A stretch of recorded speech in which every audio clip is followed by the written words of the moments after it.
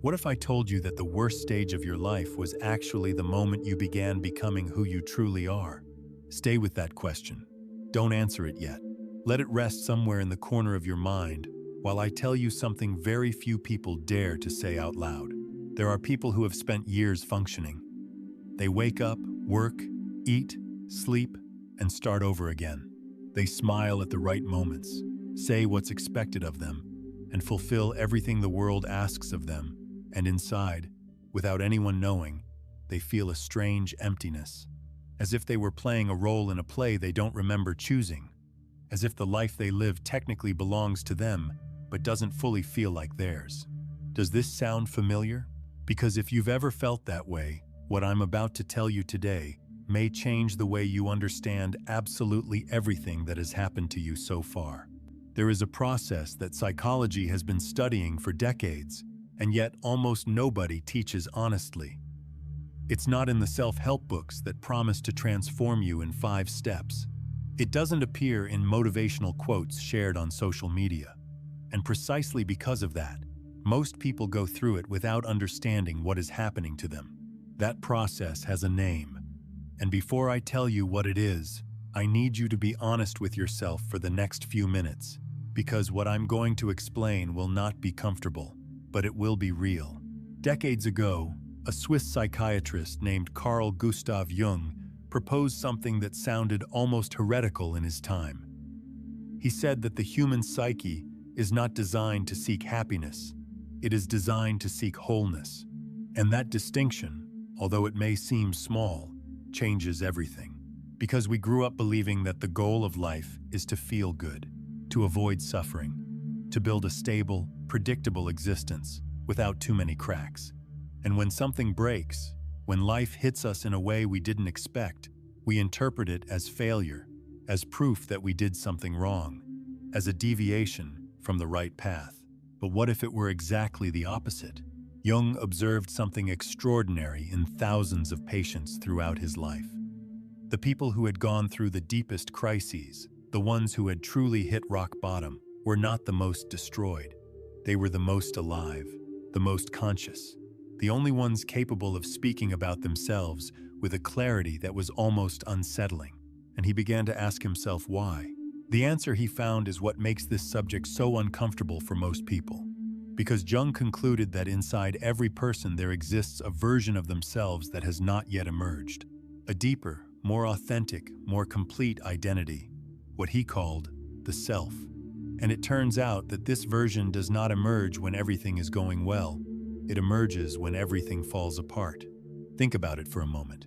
Think about the people you admire most. The ones who have something you can't quite define but recognize instantly. A kind of inner solidity.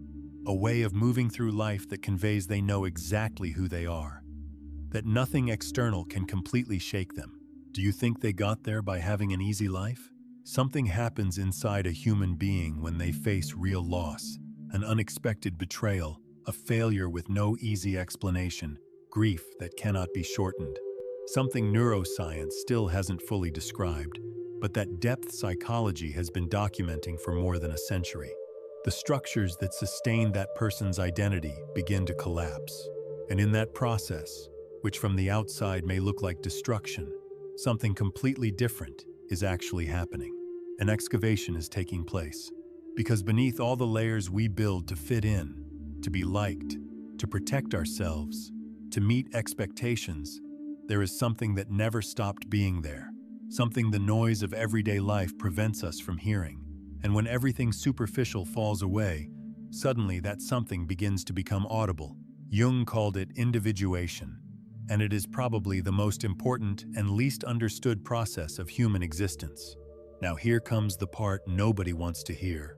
That process hurts, not a little. It hurts in a way that sometimes makes you wonder whether you'll be able to keep going. Because what collapses are not external things. What collapses are beliefs about who you are, about what you deserve, about how the world works, about the people you trusted, about the future you imagined.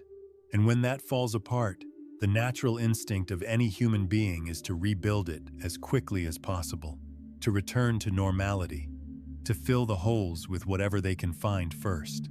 But that's the mistake. Because what Jung discovered, and what thousands of people have confirmed in their own lives, is that when you cover the holes too quickly, when you run from the darkness before going through it, you do not heal, you freeze. You become trapped in a half-formed version of yourself, functional on the outside, incomplete on the inside. And do you know the clearest sign that someone is in that state? They constantly need distractions to avoid being alone with their own thoughts. They fill every silence with noise. They move from relationship to relationship, from project to project, from city to city, searching for something they never quite find, because what they're looking for is not outside. It never was outside. Now I want to tell you something that happens to almost everyone at the most critical moment of this process.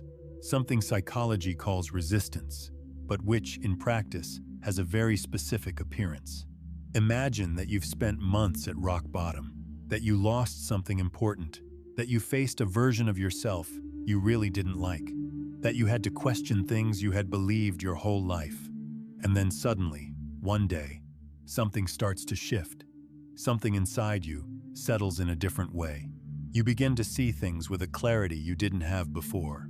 And right at that moment, a voice appears. A very reasonable voice, very articulate, one that says things like, "This is too good to be true," or "Don't get your hopes up, you know how this ends," or "What you're feeling right now is temporary, wait until reality comes back." That voice disguises itself as caution, as maturity, as experience. But Jung was very clear about what it really was.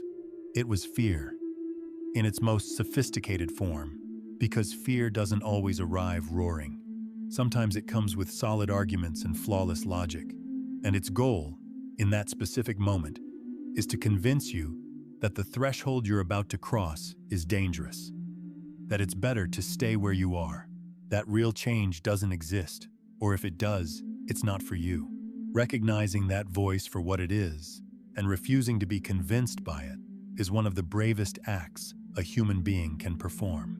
Now let's talk about something Jung called the shadow, because it's the concept from all his work that interests me most, and also the one most misunderstood. The shadow is not the bad within you. It's not your worst version. It's not your sins or your flaws. The shadow is everything you repressed. Everything you learned to hide because at some point in your life, you received the message that it was unacceptable. It may be the anger you never allowed yourself to feel, the desire you judged before anyone else could judge it, the ambition you hid so you wouldn't seem arrogant, the sadness you buried because you were taught that crying was weakness. And here comes something very few people understand until they experience it directly. Everything you repressed did not disappear. It accumulated somewhere outside your conscious control, and from there, it operates. It influences your decisions.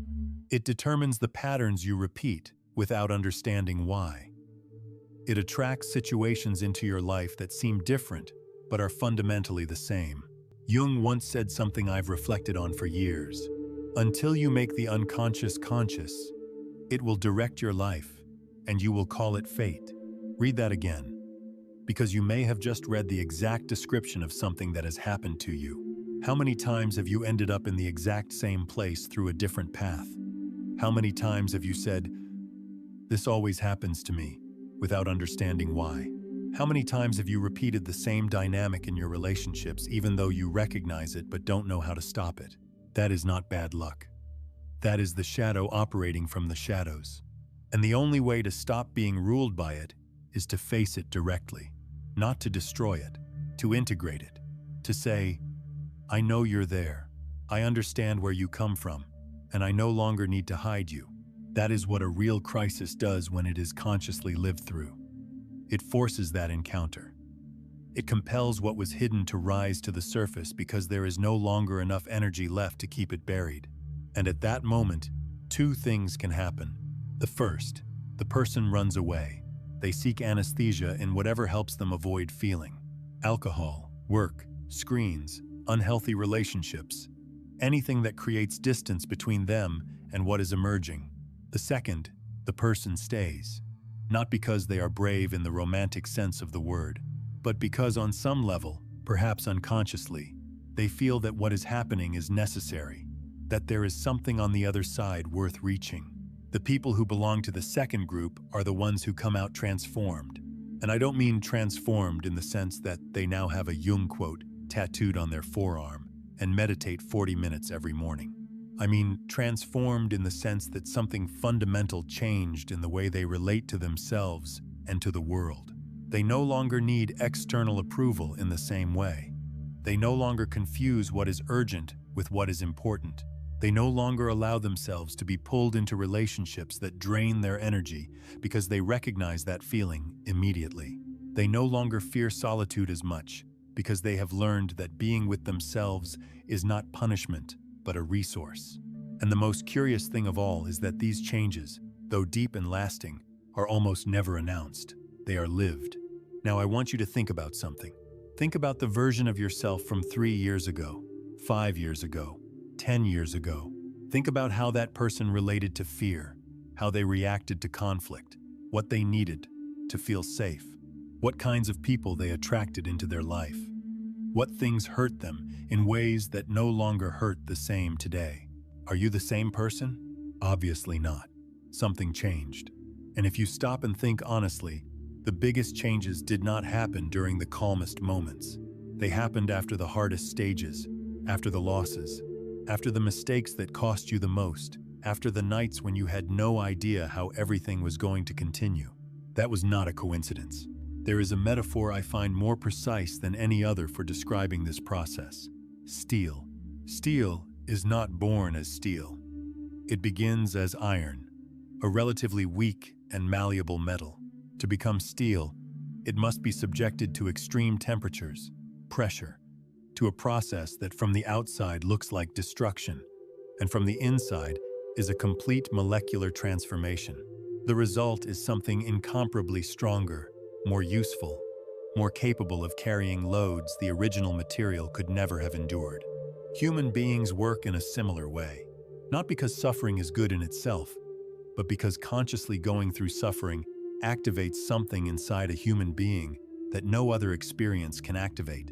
A capacity for understanding, empathy, clarity, and resilience that cannot be manufactured in conditions of comfort.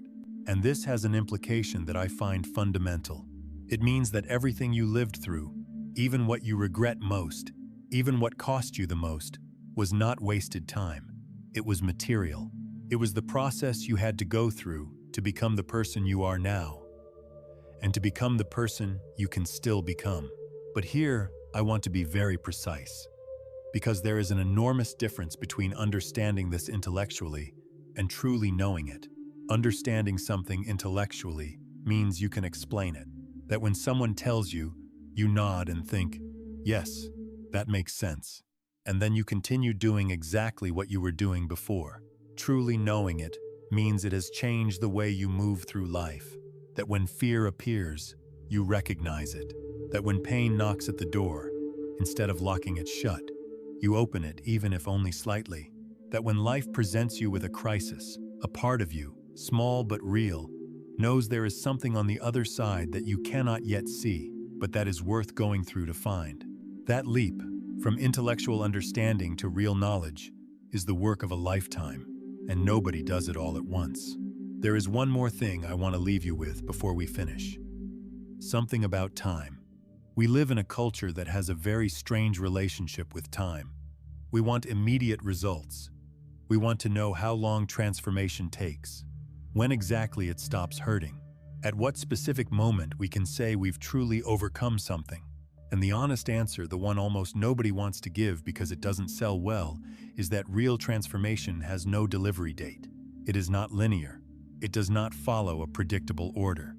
There will be days when you feel years ahead of who you used to be, and there will be others when something touches you in exactly the right way and you feel like you're back at the beginning.